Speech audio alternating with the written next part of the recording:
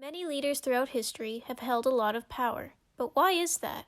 After all, leaders are just people like you and me. When we think of power, we often think it is within the individual holding it, like they are stronger than average. However, what if power is not obtained by abnormally strong leaders, but because their people are abnormally weak? Human power is not obtained by leaders' strength, but by the weakness of the people who will follow them. You might be wondering, why is this? Well, first of all, when people live in a weak state, they feel drawn to someone promising to help them thrive. Great examples of this are explained in the Rick Steves Europe documentary, The Story of Fascism in Europe. It outlines fascism's emergence in Europe during the early 1900s. It aims to teach its audience about fascism so that it can be prevented from taking place in the future.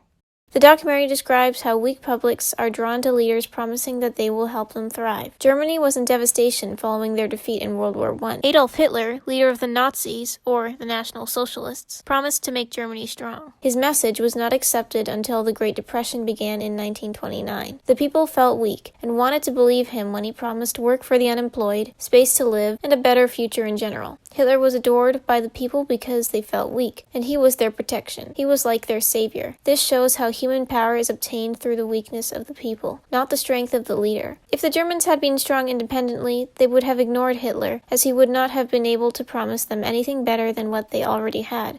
Meaning, Hitler would have had no power over the people. Now, some might argue that rebels who see past the illogical promises of leaders could always rise up. That weakness does not mean people cannot rebel, and therefore, it is not because people are weak that leaders are strong. However, when people live in a weak state, they don't have the means to even consider rebelling against leaders. We see this in George Orwell's 1984. Orwell wanted to warn readers through this novel about the dangers of totalitarian rule. The novel revolves around a man named Winston Smith. Winston lives in a dystopian society known as Oceania, which has a ruling power called the Party, and a figurehead known as Big Brother. Throughout the novel, Winston rebels against the Party, and one way he does this is by reading a forbidden text known as Goldstein's book. It says that 1984's world is a bare, hungry, dilapidated place. This means people are weak because they live in a war-torn, empty world. A world that leaves people in such destitute they have little to eat. Constant war weakens the people by causing more destruction and by using up machine production.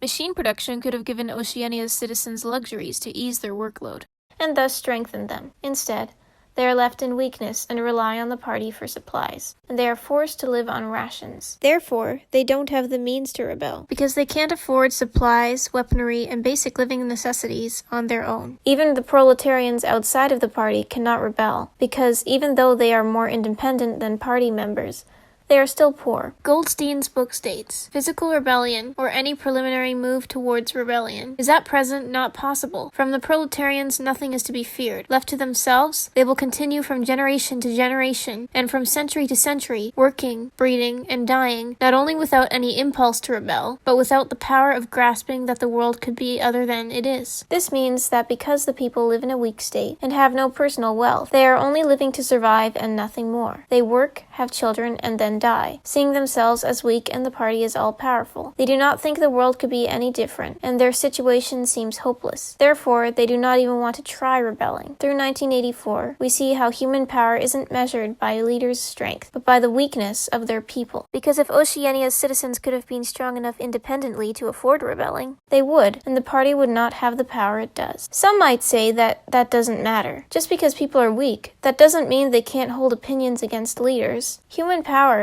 cannot come from others' weaknesses, because isn't it true that even weak people can hold opinions against leaders, making the leaders have less control over them? Actually, when people live in a state of weakness, they lose their identity, and thus their personal beliefs are wiped away. An academic article entitled The Experience of Mental Death, the core feature of complex posttraumatic stress disorder, aimed to describe mental death and conditions that create and maintain it. It also wanted to show how there is a need for modified treatments that address the complex post-traumatic stress syndrome associated with mental death. The article explains the concept of a loss of identity due to people living in a weakened state. It does this by analyzing how totalitarian control causes mental defeat, which is the perception that one has lost autonomy as a human being, lost the will to exert control and maintain identity, and lost the belief that one has free will. Totalitarian rule consists of rulers entrapping and wantonly harming other people.